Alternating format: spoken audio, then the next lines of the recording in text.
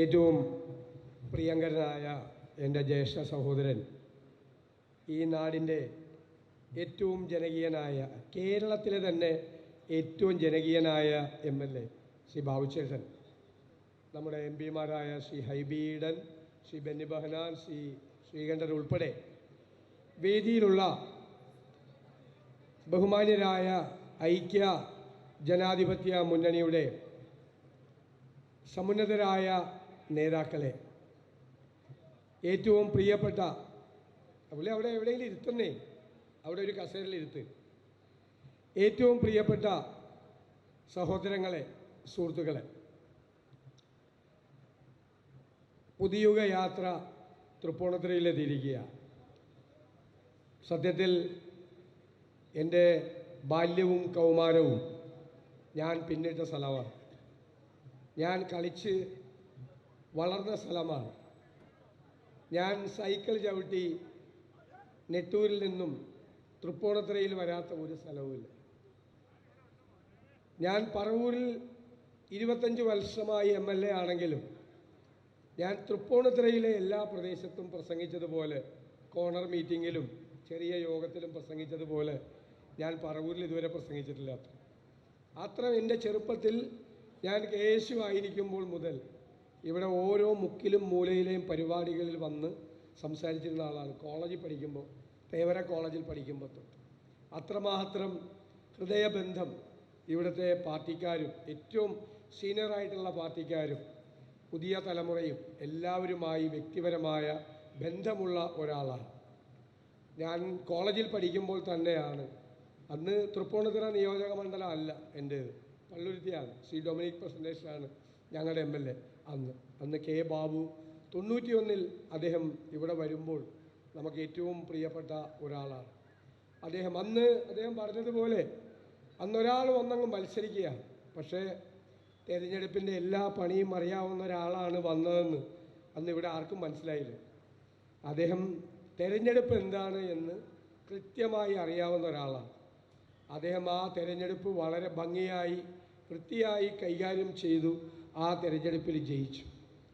പിന്നീട് MLA മാരായ ഞങ്ങളുടെ തലമുറയിൽപ്പെട്ട എല്ലാവർക്കും ബാബുചേട്ടനായിരുന്നു ഞങ്ങളുടെ എല്ലാവരുടെയും മാതൃക. സത്യത്തിൽ ഞങ്ങൾ പരസ്പരം പറഞ്ഞിട്ടുണ്ട്, ഈ മനുഷ്യൻ കാരണം നമ്മുടെ ജീവിതം ഇല്ലാതായിരുന്നു. സത്യമായിട്ടും പറഞ്ഞിട്ടുണ്ട് ബാബുചേട്ടനെ പറ്റി. കാരണം അത്രയും പുള്ളി ജോലി ചെയ്യാണ്. അപ്പം നമുക്കൊന്നും ജോലി ചെയ്യാതിരിക്കാൻ ഒരു മാർഗമില്ല, വേറെ ഒരു മാർഗമില്ല. അപ്പോൾ 24 മണിക്കൂറും ജോലി ചെയ്യും. അത് തൃപ്പൂണിത്തുറയിൽ മാത്രമല്ല, ബാക്കി എല്ലാ സ്ഥലത്തും. ഞങ്ങൾ കുറേ കഥകൾ അന്ന് ഇറക്കി തുടങ്ങി, ഇദ്ദേഹത്തെക്കുറിച്ച് ഇറക്കി നോക്കി. പക്ഷെ ഒരു രക്ഷയില്ല.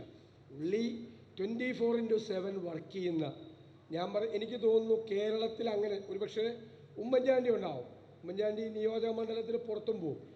സ്വന്തം നിയോജക മണ്ഡലത്തിൽ കേരളത്തിൻ്റെ രാഷ്ട്രീയ ചരിത്രത്തിൽ ഇതുപോലെ വർക്ക് ചെയ്ത ഒരു MLA മാറിയില്ല. ഞാൻ 25 നൂറ്റാണ്ട് പൂർത്തിയാക്കിയാണ്. ഞാൻ അദ്ദേഹത്തിൻ്റെ ഒരു 3/2 ഭാഗം ജോലി ചെയ്തിട്ടില്ല. എനിക്ക് അറിയാം, നമ്മളാരും ഡൊമിനിക്കും ചെയ്തിട്ടില്ല. ഞങ്ങളാരും ഇപ്പോൾ ഉള്ളത് സാധത്ത് മോശക്കാരനല്ല, വിനോദമൊന്നും മോശക്കാരായിട്ടല്ല. പക്ഷേ ഇതുപോലെ ചെയ്യാൻ ആർക്കും പറ്റില്ല. അത് പൂർണ്ണമായ സമർപ്പണമായിരുന്നു. പൊതുപ്രവർത്തനം, രാഷ്ട്രീയ പ്രവർത്തനം, ജനപ്രതിനിധി എന്നതിൻ്റെ അതെല്ലാം അത് ഒരു പുതിയ നിർവചനം കൊടുത്തൊരു ജനപ്രതിനിധിയായിരുന്നു ബാബുചേട്ടൻ്റെ കാര്യം. സംശയം ഞാൻ പറഞ്ഞില്ലേ, ഞങ്ങൾ ചിലപ്പോൾ ഉള്ളിൽ പ്രാഗിയിട്ടുണ്ട്, ഈ മനുഷ്യൻ കാരണം നമുക്ക് ജീവിതം ഇല്ലാതായി എന്നൊക്കെ ഞങ്ങളിങ്ങനെ പറയും. കാരണം പുള്ളിയാണല്ലോ ഇവിടെ, അതുപോലെ പ്രവർത്തിച്ചില്ലെങ്കിൽ നമ്മളെല്ലാം ഔട്ടായി പോവും എന്നുള്ളൊരു സ്ഥിതിയായിരുന്നു. അദ്ദേഹത്തിന് മന്ത്രിയാകാൻ അവസരം കിട്ടിയപ്പോൾ ഒരുപാട് കാര്യങ്ങൾ അദ്ദേഹം ചെയ്തിട്ടുണ്ട്. വിഴിഞ്ഞം തുറമുഖത്തിൻ്റെ കാര്യത്തിലും കണ്ണൂർ എയർപോർട്ടിൻ്റെ കാര്യത്തിലും എല്ലാം ഉമ്മൻചാണ്ടി മന്ത്രിസഭയിൽ വളരെ ശ്രദ്ധേയമായ കാര്യങ്ങൾ അദ്ദേഹത്തിന് ചെയ്യാൻ കഴിഞ്ഞിട്ടുണ്ട്.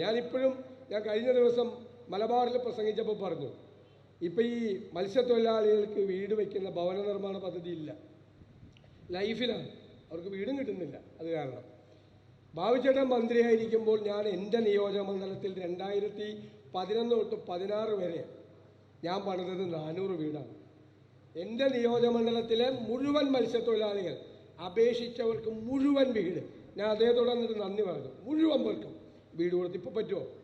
ഇപ്പോൾ പറ്റില്ല. അന്ന് അത്രമാത്രം കാര്യങ്ങൾ, ഹാർബർ എഞ്ചിനീയറിങ്ങിൻ്റെ റോഡുകൾ ഉൾപ്പെടെയുള്ള ഒരുപാട് കാര്യങ്ങൾ, അതിലൊക്കെ ഞാൻ അദ്ദേഹത്തിൻ്റെ ഓഫീസ് ഫങ്ഷൻ ചെയ്തിരുന്നത് എല്ലാവർക്കും മാതൃകയാണ്. ഒരു ചെറിയ കാര്യം നമ്മൾ പറഞ്ഞാൽ തിരിച്ചു വിളിച്ച് നമ്മളോട് പറയും ഓഫീസിൽ നിന്ന്. അദ്ദേഹം പറഞ്ഞിട്ടുണ്ട്, നിങ്ങളെ തിരിച്ചു വിളിക്കാൻ പറഞ്ഞിട്ടുണ്ട്, ഇന്ന കാര്യം ചെയ്തിട്ടുണ്ട് എന്ന് തിരിച്ചു വിളിച്ച് പറയാം. ഏറ്റവും മനോഹരമായി ആ ഓഫീസും എല്ലാം കൊണ്ടുപോയ ഒരാളാണ്. ഞങ്ങളുടെ എല്ലാം മുമ്പിൽ ഞാൻ 7ാം ക്ലാസ്സിൽ പഠിക്കുമ്പോഴാണ് അദ്ദേഹവും ശിവശങ്കരനും ഡൊമിനിക് പ്രസൻറ്റേഷനും യൂത്ത് കോൺഗ്രസ് ഭാരവാഹികളാണ് ഒരു പദയാത്രയായി നെട്ടൂരിൽ വന്നിട്ടുണ്ട്. ഇന്ന് വീട്ടിൽ നിന്ന് പുറത്തു വിടില്ല. ഞാനന്ന് വീട്ടിൽ നിന്ന് ഇറങ്ങി വന്ന് കോന്തുരുത്തി കടവിൽ വെച്ച് ഇവരെ സ്വീകരിച്ച് ഇവർക്ക് എല്ലാവർക്കും മുദ്രാവാക്യം വിളിച്ചിട്ടുണ്ട്. ശ്രീ ഡൊമിനിക് പ്രസൻറ്റേഷനും ശ്രീ കെ ബാബുവിനും 7ാം ക്ലാസ്സിൽ പഠിക്കുമ്പോൾ മുദ്രാവാക്യം വിളിച്ച ഒരാളാണ്. ഞാൻ അഭിമാനത്തോടെ പറയുന്നവർക്ക് രണ്ടുപേർക്കും വേണ്ടി മുദ്രാവാക്യം വിളിച്ച ആളാണ്. പിന്നീട് അദ്ദേഹത്തോടൊപ്പം MLA ആയിരിക്കാൻ കഴിഞ്ഞു. അദ്ദേഹം പറഞ്ഞതുപോലെ ഞങ്ങൾ രണ്ടുപേരും 2006 മുതൽ 2011 വരെ ഉമ്മൻചാണ്ടി പ്രതിപക്ഷ നേതാവായിരിക്കുമ്പോൾ ഞങ്ങൾ ഒരുമിച്ച് അടുത്തടുത്ത സീറ്റുകളിലാണ് ഇരുന്നിരുന്നത്. അദ്ദേഹം ഒരു ജനകീയനായ നല്ല പാർലമെൻറ്റേറിയൻ ആയിരുന്നു. നല്ല അസംബ്ലിയിലൊക്കെ നല്ല ചുട്ട മറുപടി കൊടുക്കാൻ അറിയാവുന്ന നല്ല പാർലമെൻറ്റേറിയനായിരുന്നു. നല്ല കുത്തുവാക്ക് പറയാനും അറിയാം. അത് നേരത്തെ അറിയാം. അത് നല്ല രസമായിട്ട് പറയും, ഭയങ്കര രസമായിട്ട് പറയും. അത് ദ്വയാർത്ഥത്തിലൊക്കെ സംസാരിക്കും, ഭയങ്കര രസമായിട്ട്. അപ്പോൾ ചിലപ്പോൾ സഭ നന്നായി പോവായിരിക്കും. അപ്പോൾ ഞങ്ങൾ അങ്ങോട്ടും ഇങ്ങോട്ടും നോക്കും. അപ്പോൾ ഇങ്ങനെ പോയാൽ പോരല്ലോ എന്ന് കഴിക്കും. പിന്നെ ഒരു 2 മിനിറ്റ് മതി, സഭയുടെ അന്തരീക്ഷം മുഴുവൻ മാറും. അതിനൊക്കെയുള്ള എല്ലാ പണി അറിയാവുന്ന ആളാണ് ഞാൻ. അദ്ദേഹത്തിൻ്റെ കൂടെ ദീർഘകാലം MLA ആയിരിക്കാൻ കഴിഞ്ഞതിൽ എനിക്ക് അഭിമാനമുണ്ട്. എൻ്റെ ജ്യേഷ്ഠ സഹോദരനാണ്. ഒരിക്കൽ പോലും ഒരു ചെറിയ കാര്യത്തിൽ പോലും അദ്ദേഹമായിട്ട് പിണങ്ങേണ്ടി വന്നിട്ടില്ല എന്നതുകൂടി, ഒരു കാര്യത്തിലും പിണങ്ങേണ്ടി വന്നിട്ടില്ല എന്നതുകൂടി സന്തോഷകരമാണ്. മുഖത്തടിച്ച പോലെ വർത്തമാനം പറയുമല്ലോ, ആരോടാണെങ്കിലും പറയും. പറയുന്നതാണ്, അല്ലാതെ അപ്പുറത്ത് പോയിട്ട് വേറെ പറയില്ല.